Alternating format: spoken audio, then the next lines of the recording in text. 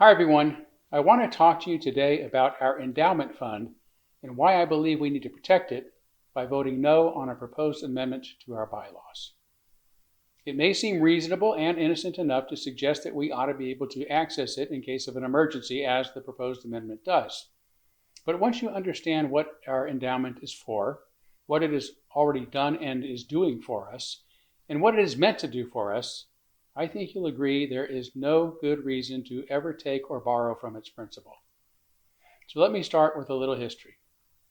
When I arrived as your minister in 2011, the endowment stood at about $190,000. It was a meaningful asset, but not one that made a difference to our bottom line, at least not a major difference. Although some argued that we didn't need an endowment, should get rid of it and add what was already in it to our primary bank account. In any congregation, you'll find what has been described as those with green-colored glasses and those with rose-colored glasses. The green-colored glasses look toward the future and want to save as much as possible for a rainy day. The rose-colored glasses look at the moment and ask, if we can't afford to fund our ministry now, what's the point of worrying about the future? Both have valid points of view. But if an endowment isn't being used to satisfy both views, it becomes detrimental to the financial health of a congregation. Here's why. Those concerned about the church's future give generously to the endowment fund, leading to a large pot of money that nobody can access because the rainy day is never wet enough to justify doing so in their eyes. Those with rose-colored glasses then ask, why is the church always asking for more money when it has $1 million or more just sitting there, which is true now in our case? So you see the problem. The endowment is an asset that can't be spent, yet it undermines the congregation's ability to raise what it needs for a bare-bones budget. Having seen this happen to other churches, I asked our endowment team not to make any disbursements from its growth until after it reached $500,000. The team agreed, because we all understood that this is what an endowment is for, to grow large enough so that a meaningful amount from the interest on its earnings can be contributed annually to our budget. And once we did this, and with the understanding and promise that its principal would never be touched, people began giving generously. We reached $500,000 by the third quarter of 2017, way faster than anyone imagined or could believe. The following year, for the first time, the endowment contributed $17,000 to our annual budget, more than any other annual fundraising effort had ever generated, with the exception of our annual pledge campaign, of course. As you can see from this chart, with the exception of a small dip during the COVID-19 lockdown, the amount has been increasing each year since. Annual contributions from the endowment went from $17,000, as you can see, and at the time there, all the way up to $35,000 last year, with the promise of $42,000 for this year's budget. That's over $178,000 contributed during the first 7 years. This year's contribution of $42,000 will bring it up to more than $220,000. And that $42,000 alone represents nearly 11% of our total annual budget of $386,583. And this is not a one-time gift. It is a permanent growing income stream year after year.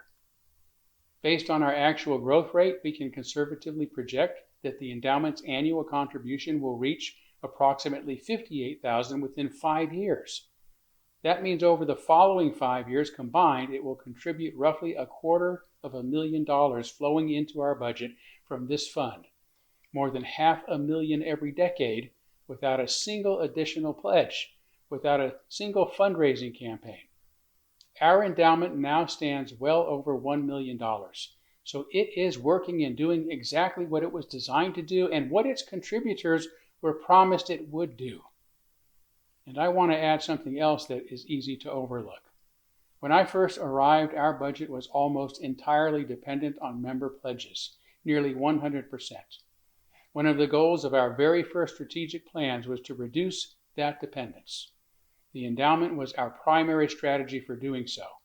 That strategy is succeeding. Weakening the endowment now would undermine a plan that this congregation made together and is working extraordinarily well for us. There is now a proposal to amend our bylaws to potentially allow limited access to the endowment principal for major capital repairs and improvements to our buildings and grounds, not to any other budgeted items that are also priorities for us, although it does include some meaningful safeguards, some of which the board can create as policies without putting them in our bylaws. And while I appreciate it sponsors genuine care and concern for the financial welfare and longevity of our church, I cannot support any amendment that undermines the purpose of our endowment, nor that threatens to diminish the financial sustainability and growth it is already guaranteeing, nor that breaks our promise to those who donated so generously to help us get to where it is at today, many of whom are no longer with us to protest such a violation. If anything, I would argue that we need permanent rules that better safeguard the endowment's principle against any such intrusions. You should know that when this amendment was initially brought before our Board of Trustees, none of them spoke in support of it except for its sponsor. And after discussing it, our entire endowment team voted unanimously against it. These are the people who know this fund best and have helped it become the successful financial tool that it is today. Their judgment deserves to carry serious weight. Just as important is our own integrity. The contributors who helped us reach its first $500,000, its first $500,000, who gave generously to get us there faster than any of us imagined, did so with a clear and explicit understanding the base amount, the principal, will remain in the fund permanently, in perpetuity. It will not be spent. It will work for us, quietly and steadily, year after year, generating income to sustain this congregation for generations to come. That was the promise we made to them, and it would be wrong to forget it, let alone to violate it. To access that principle for any reason, however well-intentioned, however carefully governed, how many safeguards are put into place, would be a betrayal of the trust those donors placed in us. Furthermore, every dollar removed from the endowment principal is not just a dollar spent today, it is a permanent reduction in every future distribution the fund will ever make. The loss compounds in reverse, year after year. A withdrawal does not just cost us the amount taken, it costs us the earnings on that amount forever. Taking money from the endowment doesn't give us money to spend, it takes money away from us. We are already receiving $42,000 this year. A $50,000 withdrawal to match a capital fund drive, for example, would meaningfully reduce that number going forward. We would be spending future budget contributions to pay for a present-day project. For the 15 years I've been here, the example given of why we need emergency access to the endowment has been based on the idea that our roof is getting old. And I understand the concern. Roofs do age, but our roof has no current problems. We have redone the flat part of the roof in recent years and replaced shingles blown off during a windstorm several years ago. Otherwise, it's been inspected and is in good shape. And if a catastrophic failure were to occur, a true emergency, we have tools available to us that do not require touching the endowment. We carry insurance. We could conduct a capital fund drive. We could take out a small business loan. These are the instruments congregations use for capital expenses.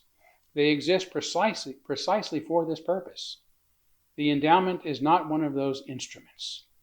It is true that after the turmoil of 2019 and the aftermath of my heretical book, The Gadfly Papers, that we lost approximately $100,000 in annual pledges when roughly 10% of our membership left. We feel that loss every year. I've taken a $25,000 pay cut for the past 3 years and have recently made that permanent by moving to part-time. Additionally, our excellent staff remains woefully underpaid. None of them have ever received a significant and well-deserved pay raise. If there is a slow-burning financial emergency in this congregation, It is not the building, it is that one. And I have not heard anyone propose that we address it by raiding our endowment, nor should they. The endowment is not the right tool for that problem either. My point is simply this. The emergencies that we imagine are often not the ones that actually arrive, and the instruments we reach for in a moment of anxiety are not always the right ones for the problem at hand. In light of all of this, I'm asking you to protect something rare and genuinely valuable, something incredible that this congregation has built together over many years and that few can claim to have done with our same degree of success. An endowment is not a rainy day fund. It is not a reserve account. It is not an emergency cushion. It is a permanent working asset, money that earns money, so that this congregation's mission is never held hostage to any single year's financial pressures. That is what makes it so valuable and worth protecting.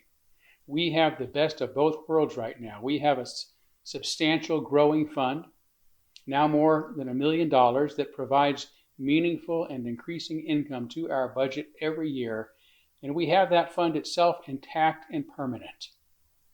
The moment that we open the door to accessing the principal, even with good intentions and careful governance, we diminish both of those things.